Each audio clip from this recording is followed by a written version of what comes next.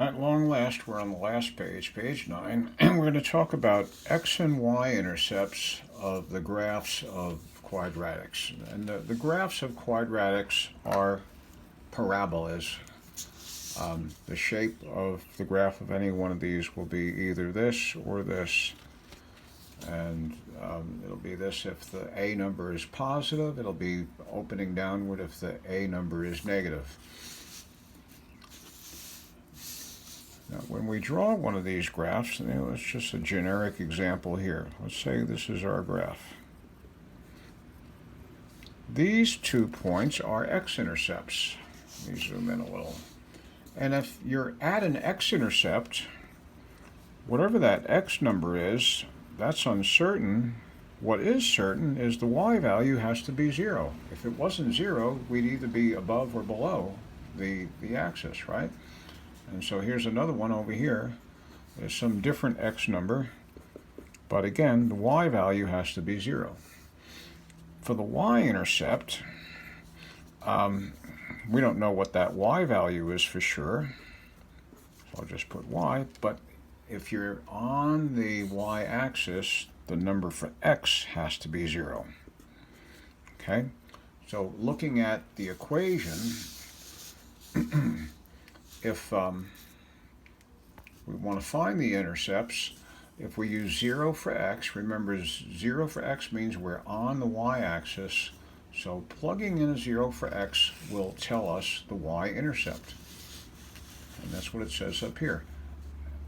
Any existing X-intercepts will be what you get used for X that causes the Y to equal 0. And the Y-intercept will be simply what you get for Y when you plug in 0 for X. So to get an intercept, either intercept, you plug in 0 for the other variable. So for the Y-intercept, we plug in 0 for X. So plugging in 0 for X looks like this. F of 0 would be 0 squared plus 8 times 0 minus 20 equals minus 20. And see this little note here, will the F of 0 always equals C? Yeah, the answer is yes, because no matter what A and B are, you're going to have 0 squared there and 0 there, so these 2 terms are going to disappear. You'll be left with whatever the C number is.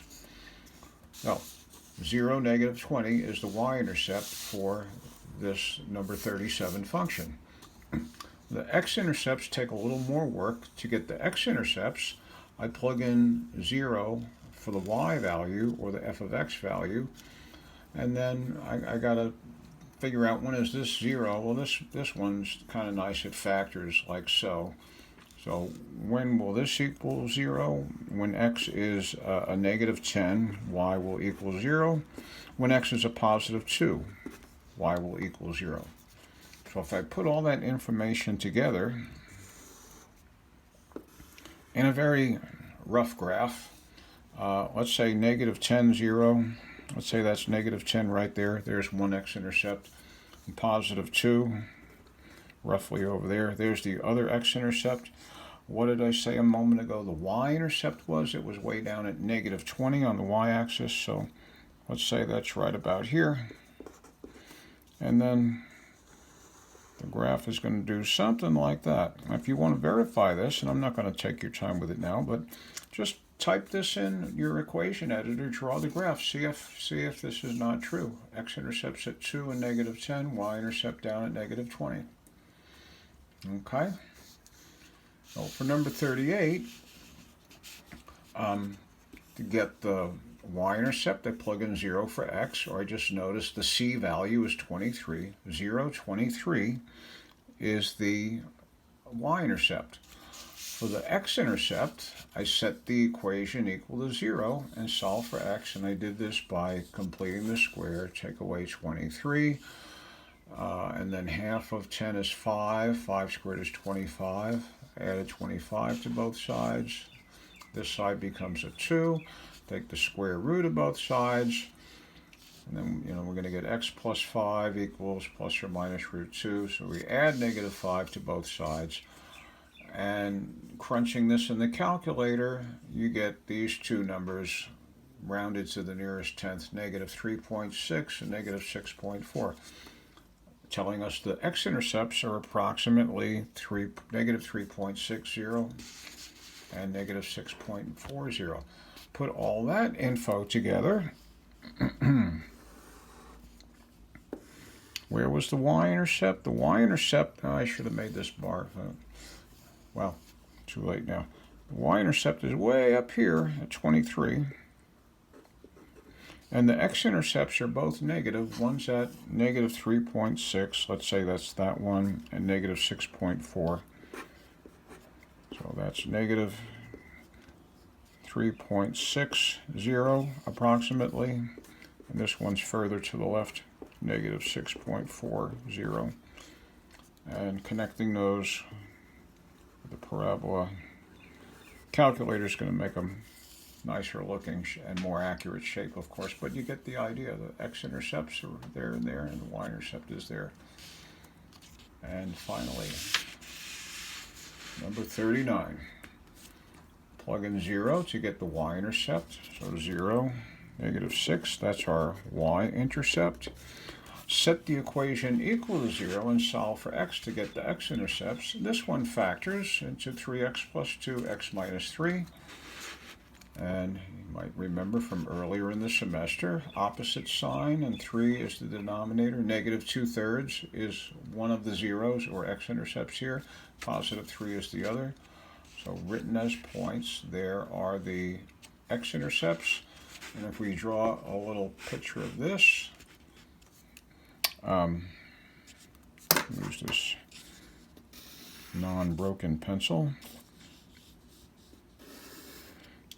The Y-intercept is down at negative 6, and the X-intercepts negative 2/3, maybe just a little bit over this way. I'm not worrying about making this perfect. I'm just trying to get the basic idea in. Positive 3/0, maybe right about there. So here we go. Might look something like this. Okay. And the last thing, if you care to verify it with the calculator, go back to the equation editor. Let's just do this last one, okay? It's 3x squared minus 7x minus 6. If I do zoom 6, all right, I can first check. If I hit trace, 0's already there. You see I am getting a Y-intercept. I am getting a Y-intercept at negative 6. And I can punch in any X value I want. If I punch in the 3, I said one of the X-intercepts was 3. You see that is giving us exactly 0. And the other was negative 2/3. So I'll type in negative 2 divided by 3, and I'm getting the exact value 0 for y. And that confirms that all the algebra I did was done correctly today. Okay, guys, take care. Have a wonderful weekend, and hope this wasn't too overwhelming. Talk to you next week.